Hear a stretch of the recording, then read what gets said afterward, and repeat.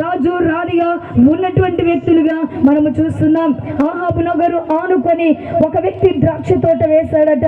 అయితే ఆ పొలము కావాలని ఆహాబు కోరుకున్నాడు. అయితే ఆహాబు కోరుకొని ఏం చేశాడంటే, నాబోతు, ఇదిగో నీకు ద్రాక్ష తోట ఉన్నది కదా, అది నా నగరుకు ఆనుకొని ఉన్నది కదా, అది క్రయమునకు నాకిమ్మని చెప్పేసి ఆహాబు నాబోతును అడిగాడంటండి. అయితే నాబోతు చెప్పాడంట, ఇదిగో నేను మాత్రం ఇవ్వను రాజా, ఇదిగో అది నా పితరులు ఇచ్చినటువంటి స్వాస్థ్యం కాబట్టి నేను ఆ స్వాస్థ్యాన్ని నేను నీకు ఇవ్వలేను, ఆ తోటను నీకు ఇవ్వలేను చెప్పేసి నాబోతు చెప్పినప్పుడు ఈ యొక్క ఆహాబు రాజు అనుకున్నాడంట, ఏంటి నేను ఒక రాజును కదా, ఇతను నా మాట వినకుండగా నా మాటను ధిక్కరించి వేసి నన్నే ఎదురు మాట్లాడాడు, నాకు పొలం ఇమ్మని అడిగితే క్రయమునకి ఇమ్మని అడిగితే కూడా ఇవ్వలేకపోయాడని చెప్పేసి కోపపడి ఇంటికొచ్చి భోజనము చేయకుండగా మంచం మీద మూతి ముడుచుకొని పడుకున్నాడంట ఈ యొక్క ఆహాబు రాజు. వెంటనే యెజబెలు తన భార్య రాణి వచ్చినది. వచ్చి ఆహాబుతో అంటుంది, ఆహాబు రాజా, ఎందుకు నువ్వు అలా మూతి ముడుచుకొని పండుకొని ఉన్నావు, ఏమైందయ్యా, లేచి భోజనము చేయమని చెప్పిందంట. చెప్తే నేను భోజనము చేయలేను అని చెప్పాడంట. చెప్పినప్పుడు నువ్వెందుకు భోజనం చేయలేకపోతున్నావు, ఎందుకు మూతి ముడుచుకొని నువ్వు పడుకొని ఉన్నావు, ఏమి జరిగింది చెప్పమంటే, ఏమి లేదు, ఇదిగో మన నగరును ఆనుకొని ఒక నాబోతు అనేటువంటి వ్యక్తి తోట ఉన్నది కదా, దాన్ని నేను క్రయమునకు ఇమ్మని అడిగాను, కానీ అతను ఇవ్వనన్నాడు.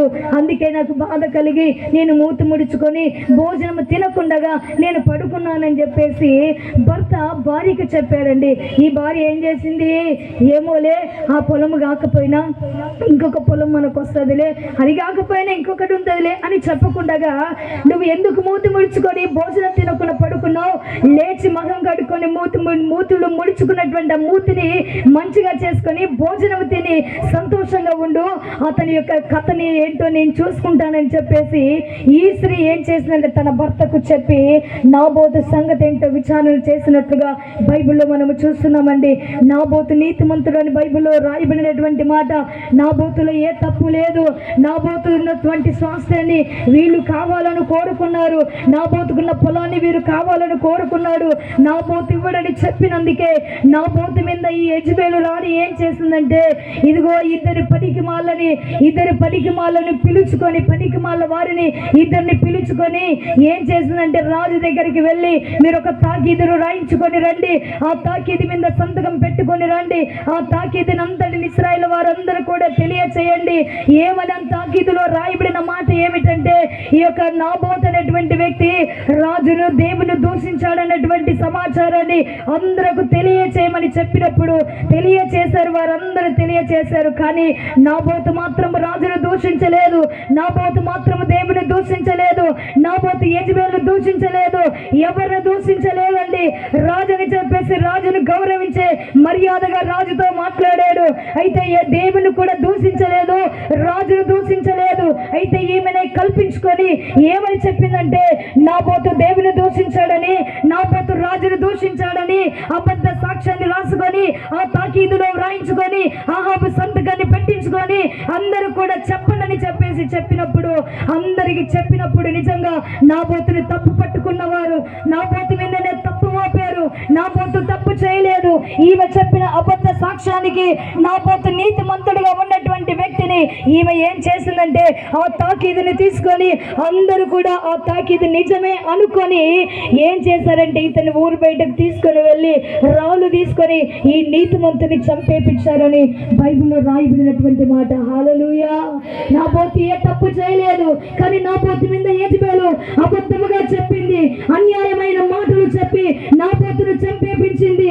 ఆయన నీతిమంతుడు, ఆయన నిరపరాధి, ఆయనలో ఏ దోషము లేదు, ఆయనలో ఏ పాపము లేదు, ఆయనలో ఏ కపటము లేదు. ఆయన న్యాయముగానే మాట్లాడాడు కానీ అబద్ధము మాట్లాడలేదు. ఆయన న్యాయముగానే ప్రవర్తించాడు కానీ అబద్ధముగా ప్రవర్తించలేదు. న్యాయముగానే రాజుకు సమాధానం ఇచ్చాడు కానీ ఆయన అబద్ధ సమాధానము ఇవ్వలేదని బైబిల్లో మనము చూస్తున్నాం. అయితే నాబోతుని ఇలా చేసిందా, నాబోతుని ఇలా చంపేపించిందా? దేవుడు ఏలియాకు ప్రత్యక్షమై చెప్పాడు, ఏలియా ఒక స్థలములో ఆహాబు రాజు యెజబెలు రాణి చేస్తున్నటువంటి పనిని నీకు తెలియజేస్తున్నాను. వారి ఇరువురు కలిసి నీతిమంతుడైన నాబోతును రాళ్లతో చావగొట్టి చంపేపించారు.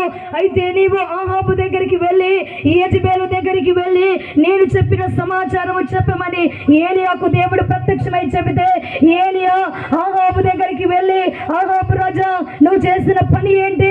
ఇదిగో నీతిమంతుడైన నాబోతుని నీ భార్య ఎందుకు రాళ్ళతోని చావుగట్టి చంపేపించింది? అయితే నాబోతు ఏ స్థలమందు చనిపోయాడో, నాబోతు రక్తం ఏ స్థలమందు కాల్చబడినదో ఆ స్థలమందే నీవును నీ భర్త అయినట్టు నీ భార్య అయినటువంటి యెజెబెలు కూడా ఆ స్థలమందే చనిపోతారు. ఆ స్థలమందే నీ యొక్క రక్తమును కుక్కలు నాకుతావని చెప్పాడంట. హల్లెలూయా. ఈమె అబద్ధ సాక్ష్యము చెప్పించినందుకే, అబద్ధముగా ప్రవర్తించినందుకే ఈమె జీవితము నీచముగా, ఈమె యొక్క బ్రతుకు నీచముగా ఉన్నట్టుగా పరిశుద్ధ గ్రంథములో చూస్తున్నామండి. అందుకే పొరుగువారి మీద అబద్ధ సాక్ష్యము పలకకూడదని బైబిల్ చెప్తున్నటువంటి మాట. నిజమే పలకాలి కానీ అబద్ధము పలకకూడదు. నీతిమంతులైతే పొరుగువానికి దారి చూపిస్తారని బైబిల్లో రాయబడిన మాట. నీతిమంతులైతే పొరుగువారి మీద అబద్ధ సాక్ష్యాలు పలుకరు, అబద్ధమైన మాటలు చెప్పరని బైబిల్లో రాయబడిన మాట. ఆ మాట చదువుకుందాము. సామెతల గ్రంథము, పరిశుద్ధ గ్రంథ బైబిల్ ఉన్నటువంటి వారు సామెతల గ్రంథం 24వ అధ్యాయము 28వ వచనాన్ని చదవండి. సామెతల గ్రంథం 24వ అధ్యాయము 28వ వచనాన్ని చదువుకుందాము. నిర్నిమిత్తముగా నీ పొరుగువాని మీద సాక్ష్యము పలుకుము, నీ పెదవులతో మోసపు మాటలు చెప్పవచ్చునా? నిజమండి. నీ పొరుగు వారి గురించి సాక్ష్యము చెప్పాలి కానీ, మంచి సాక్ష్యము చెప్పాలి కానీ అబద్ధమైన సాక్ష్యాలు కల్పించుకొని చెప్పకూడదు. నీ పెదవులతో మోసపు మాటలు కలిగినటువంటి సాక్ష్యాన్ని నువ్వు చెప్పవచ్చునా? అలాంటి సాక్ష్యాన్ని చెప్పకూడదని దేవుడు నీతో చెప్తున్నాడు. అలాంటి పని నువ్వు చేయకూడదని దేవుడు నీతో చెప్తున్నాడు. అదే కాకుండా ఎఫెసీ రాసిన పత్రిక 4వ అధ్యాయము 25వ వచనములో మనము చూస్తే, ఎఫెసీ రాసిన పత్రిక 4వ అధ్యాయము 25వ వచనాన్ని మనము చూద్దాము.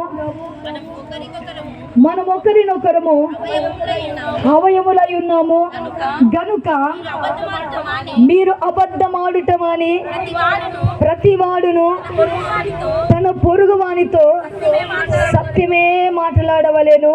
ఏమంట?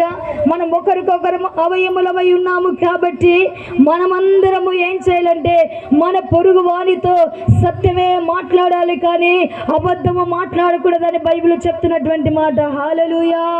అబద్ధం మాట్లాడే వారందరూ కూడా, అబద్ధ సాక్ష్యాలు పలికే వారందరూ కూడా ఎవరితో సహవాసము చేసేవారు? సాతానుతో సహవాసము చేసేవారు. అబద్ధానికి జనకుడు ఎవరని బైబిల్ చెప్తున్నటువంటి మాట. అబద్ధానికి జనకుడు సాతానని బైబిల్ చెప్తున్నటువంటి మాట. నీవు అబద్ధ సాక్ష్యం చెప్తున్నావంటే, నువ్వు అబద్ధం ఆడుతూ ఉన్నావంటే సాతాను నీలో ఉన్నాడని గ్రహించుకోవాలి. ఎప్పుడైతే నువ్వు అబద్ధం ఆడావంటే అది సాతానే నీకు ప్రేరేపణ కలిగించాడని, నువ్వు పొరుగు వారి మీద అబద్ధ సాక్ష్యం చెప్తున్నావంటే సాతానే నీలో అలాంటి అబద్ధ సాక్ష్యము పలికిస్తున్నాడని నువ్వు గ్రహించే వ్యక్తిగా ఉండాలని దేవుడు నీతో మాట్లాడుతూ ఉన్నాడు. నువ్వు అబద్ధము మాట్లాడకూడదు కానీ నిజమే మాట్లాడాలి. నీవైనా అబద్ధ జీవితము కలిగి నువ్వు మోసపోకూడదు. పొరుగు వారిని కూడా మోసపుచ్చకూడదు. నీ ఆత్మీయులను కూడా, స్నేహితులను కూడా, బంధువులను కూడా, ఎవరిని కూడా నువ్వు మోసపుచ్చకూడదు. బైబిల్లో అబద్ధమాడి అగ్నిగుండానికి వెళతారని బైబిల్లో చెప్తున్నటువంటి మాట. అబద్ధికులందరూ ఎక్కడికి వెళతారంటే అగ్నిగుండములోనికి వెళతారని పరిశుద్ధ గ్రంథములో రాయబడినటువంటి మాట. అందుకే నువ్వు అబద్ధ సాక్ష్యము చెప్పినా, నువ్వు అబద్ధం ఆడినా, అబద్ధముగా ప్రవర్తించినా, అబద్ధమైన మాటలు కల్పించుకున్నా కూడా అగ్నిగుండములోనికి వెళతావని బైబిల్ చెప్తున్నటువంటి మాట. పరిశుద్ధ గ్రంథములో అననీయ సఫీరా అనేటువంటి వ్యక్తులు ఉన్నారు. ఈ అననీయ సఫీరా వీరేం చేశారంటే వారి పొలమును అమ్మారు. ఆ పొలమును అమ్మిన తర్వాత పొలములో ఎంత వచ్చిందో అంత దేవుడికి సమర్పిస్తామని మొక్కుకున్నారు. అయితే వీరు కొంత దాచుకొని కొంత దేవుని మందిరానికి తీసుకొని వచ్చారు. కారణం ఏంటంటే సాతాను వాళ్ళ హృదయంలోనికి వెళ్ళిపోయి, సాతాను వాళ్ళ హృదయంలో ఉండి, సాతాను వాళ్ళ హృదయాన్ని మోసపుచ్చి అబద్ధం ఆడిచ్చిందని బైబిల్ చెప్తున్నమాట. హల్లెలూయా. వీళ్ళని అబద్ధం ఆడిచ్చిందంట. ఏమని ఆడిచ్చింది? మేము అమ్మింది ఇంతకే అంటే సగం ఇంట్లో దాచిపెట్టుకొని సగం దేవుని మందిరానికి తీసుకొని వచ్చి దైవ సేవకుడికి చెప్పారంట, అయ్యా మా పొలం ఇంతకే అమ్మామయ్యా, ఇంతకు మించి ఎక్కువ అమ్మలేదు అంటే సగం ఇంట్లో సగం మందిరములో. ఇలా అబద్ధం ఆడినందుకు ఏమైపోయారో తెలుసా? అక్కడక్కడనే భార్య భర్తలు ఇద్దరు దేవుని మందిరములోనే ప్రాణం విడిచి చనిపోయారని బైబిల్ చెప్తున్నటువంటి మాట. హల్లెలూయా. అబద్ధం నువ్వు అనుకుంటావు అబద్ధము చిన్నదే అనుకుంటావు, అబద్ధం ఆడితే నాకేమవుతుంది అనుకుంటావు, కానీ ఈ లోకంలో నీవు అనుకుంటావు. కానీ దేవుని రాకడ వచ్చినప్పుడు నీవు తీర్పు రోజున నువ్వు ఎలాగ ప్రవర్తించావో, ఎలాగ మాట్లాడావో, ఎలాగ ఈ లోకంలో నడుచుకున్నావో దేవుడు ఒక రోజు నువ్వు చేసిన క్రియలన్నిటినీ కూడా ఒక రోజు నీ ఎదుట పెడతాడు. అప్పుడు నువ్వు అనుకుంటావు, నిజమే కదా, నేను అబద్ధము చిన్న తప్పే అనుకొని మాట్లాడాను, ఇంత నరకాన్ని నేను అనుభవిస్తానా అని నేను అనుకోలేదని ఆ రోజు నువ్వు అనుకుంటావు. నువ్వు మంచిగా చేసినా చెడు చేసినా ఏది చేసినా కూడా దేవుని సింహాసనం ఎదురుకు నువ్వు వస్తావన్నటువంటి విషయాన్ని నువ్వు మరిచిపోకూడదని బైబిల్ చెప్తున్నటువంటి మాట. నీతిమంతుడైనటువంటి వాడు పొరుగు వారికి దారి చూపిస్తాడు, పరిశుద్ధుడైనటువంటి వాడు పొరుగు వారిని ప్రేమిస్తాడని బైబిల్ చెప్తున్న మాట. నిన్ను వలేండి పొరుగు వారిని ప్రేమించమని దేవుడు ఒక ఆజ్ఞ ఇచ్చాడు. పొరుగు వారిని ప్రేమించాలి, పొరుగు వారి ఎడల ఆదరణ చూపించాలి, పొరుగు వారి ఎడల మేలే చెయ్యాలి. కానీ అబద్ధాలు మాట్లాడి కీడు చేసి అన్యాయాలు చేసి అక్రమాలు చేసి ఇలా ప్రవర్తించిన వారు భూమి మీద మిగిల్చబడరు. అబద్ధికులందరూ కూడా అగ్ని గంధకములోనికి వెళ్ళిపోతారని ప్రకటన గ్రంథములో దేవుడు రాయించినట్లుగా పరిశుద్ధ గ్రంథములో చూస్తున్నాం. అందుకే ఇన్నాళ్ళు నీవెవరితో అబద్ధం ఆడావు? నీ భర్తతో అబద్ధం ఆడావా? లేకపోతే నీ పిల్లలతో అబద్ధం ఆడుతూ ఉన్నావా? అబద్ధ సాక్ష్యాలు చెప్తా ఉన్నావా? ఇరుగు పొరుగు వారితో అబద్ధం మాట్లాడుతున్నావా? నీ ఇంటి వాళ్ళతోనే అబద్ధమైన మాటలు మాట్లాడుతున్నావా? అబద్ధమైన మాటలు మాట్లాడకూడదని దేవుడు చెప్తున్నాడు. నువ్వు నిజమే పలకాలి, నువ్వు సత్యమే పలకాలి, అసత్యాన్ని నువ్వు వర్ణించకూడదు, అసత్యమైన మాటలు నీలో ఉండకూడదని బైబిల్ చెప్తున్నటువంటి మాట. ప్రతి ఒక్కరూ ఆ రీతిగా నడుచుకోవాలని పరిశుద్ధాత్మ దేవుడు మీకు సెలవిస్తా ఉన్నాడు. అందుకే ప్రభువా, నేను ఇంతకాలము అబద్ధము చిన్నదే అనుకొని నేను అబద్ధం ఆడాను, ఇదిగో అబద్ధము అది కొంచెమే అనుకొని నేను అబద్ధం ఆడి జీవించాను. అలాంటి జీవితం నాలో నుండి తొలగించయ్యా, అలాంటి బ్రతుకు నాలో నుండి తొలగించు. పోతిఫర్ భార్య యేసేపు మీద అబద్ధము చెప్పింది, కానీ పోతిఫర్ భార్య యొక్క జీవితము పరిశుద్ధ గ్రంథంలో ఆమె గురించి రాయబడలేదు. ఇదిగో యేసేపే అభివృద్ధి పరచబడ్డాడు. యెజబెలు నాబోతు మీద అబద్ధ సాక్ష్యము చెప్పింది, కానీ యెజబెలు జీవితము ఎంతో హీనముగా ఉన్నట్లుగా బైబిల్లో చూస్తున్నామండి. అలాంటి స్త్రీలుగా అలాంటి పురుషులుగా మనం ఉండకూడదనే దేవుడు మనతో మాట్లాడుతూ ఉన్నారు. అందుకే ప్రభువా, నేను ఎవరి మీదనైనా అబద్ధముగా అన్యాయముగా కల్పించుకొని నేను మాట్లాడి వాళ్ళని బాధపరిచింటే నన్ను క్షమించు. అబద్ధమైన నాలుక నాలో నుండి తీసివేయి, అబద్ధమైన పెదవులు నాలో నుండి తీసివేయి. నేను నిజమే పలకాలి, నేను సత్యమే పలకాలి, నేను అన్యాయమైన మాటలు పలకకూడదని ఈ రాత్రి ప్రభుత్వం మీరు తీర్మానము చేసుకునండి. ప్రభు ఈ వాక్యాన్ని దీవించి ఆశీర్వదించును గాక.